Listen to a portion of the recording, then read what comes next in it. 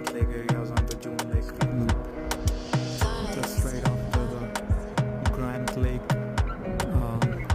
actually right before the Silver Lake, Another about 2 miles baby, up calm down, calm down. from the Grand Lake. Yo, this your body, it puts in my heart for lockdown, oh lockdown.